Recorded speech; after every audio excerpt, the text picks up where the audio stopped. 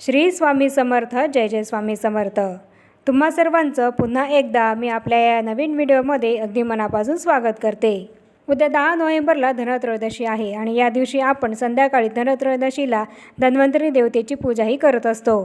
ही धनत्रयोदशीची पूजा आपल्याला कशी करायची आहे याबद्दलचा माहिती सांगणारा व्हिडिओसुद्धा मी चॅनलवर अपलोड केला आहे. तुम्हाला जर ही धनत्रयोदशीची पूजा कशी करावी हे माहीत नसेल तर तुम्ही माझ्या या चॅनलवर जाऊन तिथे तुम्ही हा व्हिडिओ बघून त्याप्रमाणे पूजाही करू शकता. या पूजेची संपूर्ण डिटेल माहिती मी त्या व्हिडिओमध्ये सांगितली आहे. धनत्रयोदशीची पूजा कशी करावी, कोणते स्तोत्र आणि मंत्र हे पठण करावे, त्यासोबतच कोणती सेवा ही आपल्याला या दिवशी करायची आहे हे सांगणारा हा महत्त्वपूर्ण व्हिडिओ आहे, त्यामुळे तो तुम्ही नक्की बघा. आणि आता आजच्या या व्हिडिओमध्ये आपण बघणार आहोत की धनत्रयोदशीला मीठ खरेदी करणं हे अत्यंत शुभदायक असं काम मानलं जातं आणि धनत्रयोदशीला काही महत्त्वपूर्ण उपाय आहेत मिठाचे.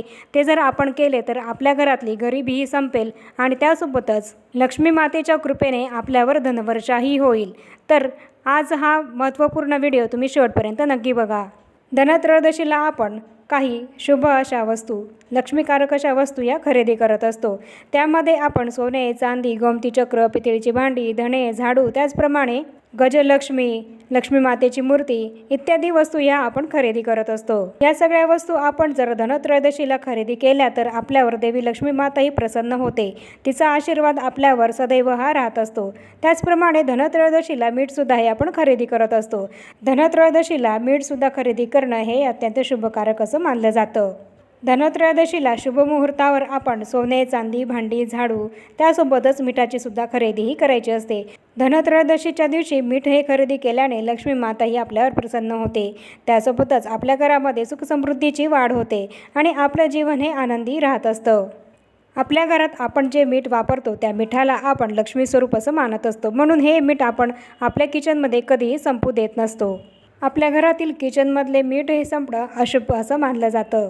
वास्तुशास्त्रानुसार आपल्या घरातलं मीठ हे कधीही संपू नये असं सांगितलं जातं, कारण आपण मिठाला लक्ष्मी स्वरूप असं मानत असतो. आणि म्हणूनच आपण धनत्रयोदशीच्या दिवशी एक तरी पाकिट हे मिठाची खरेदी करून आपल्या घरी आणायचे आहे, ज्यामुळे लक्ष्मी मातेचा भरभरून आशीर्वाद आपल्याला मिळेल आणि आपले जीवन हे सदा आनंदी राहील. फक्त हे मीठ आपण स्वतःच्या पैशाने खरेदी करून आणायचे आहे. कोणाकडूनही कर्ज किंवा उधार पैसे घेऊन आपल्याला हे मीठ खरेदी करून आणायचे नाही आहे. त्याचप्रमाणे कोणाकडूनही आपल्याला मीठ हे मागून आणायचे नाही आहे. आणि या दिवशी जर आपल्याकडून कोणी जर मीठ मागितले तर चुकूनही आपल्याला या दिवशी कोणालाही मीठ हे द्यायचे नाही आहे. तर आता आपण धनत्रयोदशीला मिठाचे कोणते उपाय हे आपल्याला करायचे आहे याबद्दल माहिती घेऊया. धनत्रयोदशीला आपण जेव्हा आपल्या घरातली फरशी, लादी पुसू तेव्हा त्या पाण्यामध्ये आपल्याला आपण हे खरेदी करून आणलेले मीठ हे टाकायचे आहे.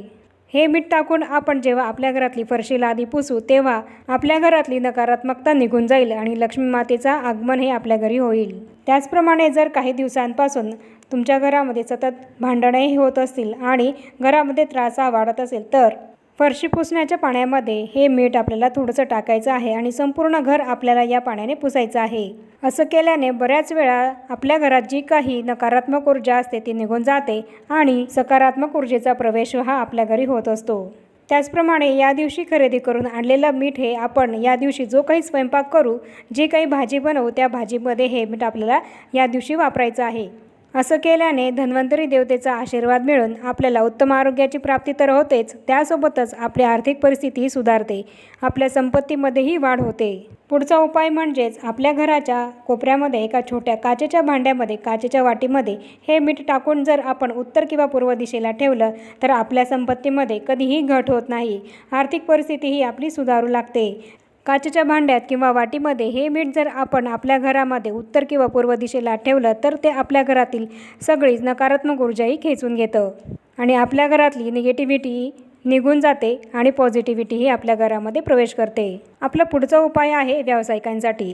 जर तुमचा कुठला व्यवसाय आहे आणि त्या व्यवसायामध्ये तुमची प्रगती होत नाही, तुमची आर्थिक भरभराटीही होत नसेल तर आणि तुम्हाला व्यवसायात आर्थिक नुकसान होत असेल तर तुमच्या हातामध्ये थोडेसे मीठ हे तुम्हाला घ्यायचे आहे आणि तुमच्या डोक्यावरून ते मीठ हे 3 वेळा फिरवायचे आहे आणि तुमच्या दुकानाच्या तुमचे जे कुठलं शॉप असेल त्या शॉपच्या बाहेर तुम्हाला हे मीठ फेकून द्यायचं आहे.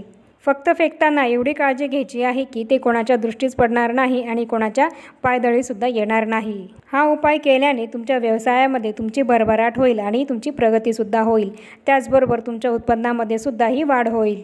त्याचप्रमाणे तुमच्या घरात जर एखादे लहान बाळ असेल तर ते बाळ सारखं किरकिर करत असेल, रडत असेल, त्या बाळाची चिडचिड होत असेल तर आपण म्हणतो की याला नजर लागली आहे आणि ही नजर उतरवताना आपण मिठाचा वापर करत असतो। तर तुमच्या बाळाचे नजर दोषापासून, दृष्ट लागण्यापासून कायम संरक्षण व्हावे असं जर तुम्हाला वाटत असेल तर धनत्रयोदशीच्या दिवशी तुम्ही तुमच्या बाळाला मिठाच्या पाण्याने अंघोळही घालायची आहे। असं केल्याने तुमच्या बाळाचे कायम वाईट नजरेपासून संरक्षण होईल। धनत्रयोदशीच्या दिवशी आपण जे काही मीठ हे खरेदी करून आणू ते आपल्या किचनमध्ये आपल्याला प्लॅस्टिकच्या डब्यामध्ये कधीही ठेवायचं नाही आहे, तर ते ठेवताना आपल्याला काचेच्या बरणीमध्येच ठेवायचे आहे। त्याचप्रमाणे जर तुम्हाला तुमच्या मनासारखी नोकरीही मिळत नसेल, नोकरी लागण्यामध्ये जर काही अडथळे येत असतील तर तुम्ही किंवा कुठल्याही कामामध्ये जर तुम्हाला यश मिळत नसेल तर तुम्हाला रोज सकाळी उठून तुमच्या तळहातावर या दिवशी खरेदी करून आणलेले मीठ हे थोडेसे घ्यायचे आहे आणि त्यानंतर हे मीठ तुम्हाला 5 वेळा तुमच्या डोक्यावरून उतरवायचे आहे आणि वाहत्या पाण्यामध्ये प्रवाहित करायचे आहे। हा उपाय केल्याने तुमच्या आजूबाजूला जी काही निगेटिव्हिटी असेल, ती जी काही नकारात्मक शक्ती असेल ती निघून जाते आणि तुमच्या प्रगतीचे मार्ग हे मोकळे होतील। तुम्ही जर बऱ्याच दिवसांपासून नोकरीसाठी प्रयत्न करत असाल तर हा उपाय तुम्ही नक्की करा। तर याप्रमाणे आजच्या या व्हिडिओमध्ये मी तुम्हाला धनत्रयोदशीच्या दिवशी मीठ खरेदी करून आणणे हे महत्त्वाचे का आहे आणि त्याचबरोबर या दिवशी आपल्याला मिठाचे कोणते उपाय करायचे आहे याबद्दल संपूर्ण माहितीही दिली आहे।